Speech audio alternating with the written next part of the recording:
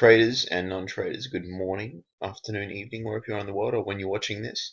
It is just past 9 o'clock Friday morning, so thought I'd make a quick little chart analysis video now.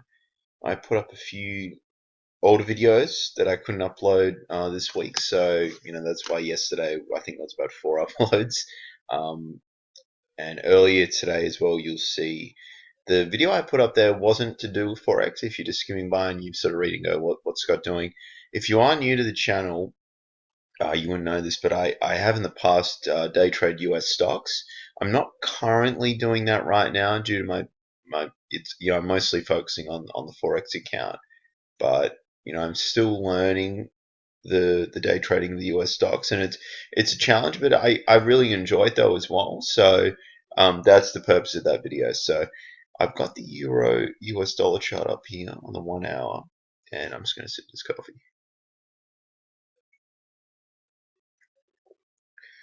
So it is interesting, and we've seen some strength out of this pair recently. Strong overhead resistance though, like the 1.72 region. So that's something to take into consideration. That's sort of it to really talk about that. I mean, the other issue is with the tariff announcement coming later today. I'd imagine you'd think close to the New York Open, so maybe like 8 to 9 o'clock at night here in Perth. So you got to be wary of that, and I won't be just opening up a trade. Although even from a technical analysis standpoint, this isn't a trade. You wouldn't just buy this because it's not a good high probability setup. As you can see here, there's overhead resistance as I discussed, and if we go to the 4 hour,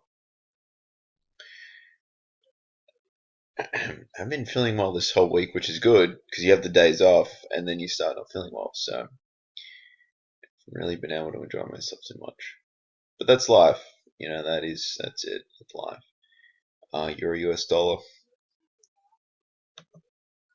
We'll move on.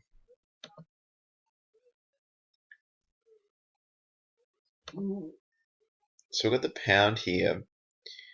So a little minor rally. Again, there's fundamentally it's a bit messy with the Brexit stuff going on as well. Again, I don't present a fundamental type channel with this, but it is, you've got to have that in the back of your mind a little bit because those catalysts will drive moves. So again, nothing's really there to get into. And on the alley, it's again you've got all this resistance up here, so and there as well. So I'm just going to pass on that.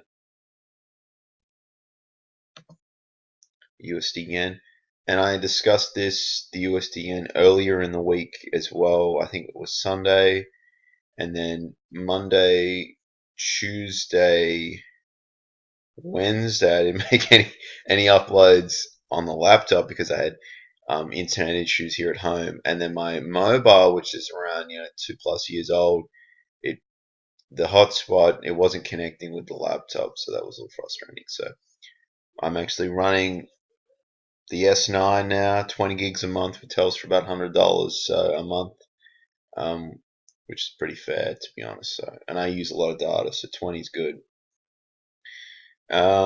Yeah, look, the USD I was watching around here, so early July, end of sort of June, and it sold off pretty dramatically, so no trade there.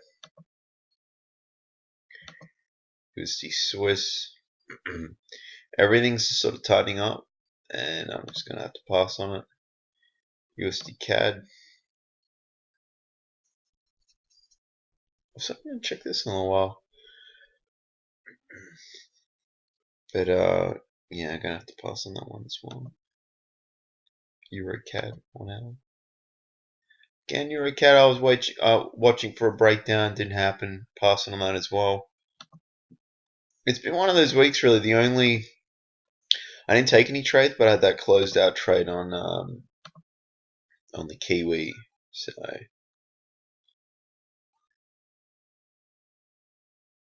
yeah, still definitely not feeling too well to be honest. But yeah, so I sold it here. and then it had a bounce. So at one point it was nearly 3% unrealized, but I was sort of like, pumping the brakes a bit. I'm like, I'm not too phased on taking the profits too early. You've got to be greedy in those situations because you could have just broken through here and it's kept going. So, I mean, because you only get a few of those trades a year in regards to trend trading. So, it didn't. And then, it's not the end of the world though. So, see what the Aussie dollar's doing.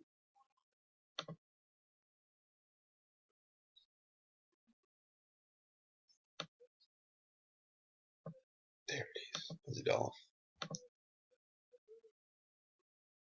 Yeah. So this was sort of like, it was a sell, stopped out a little while ago. That was earlier in June.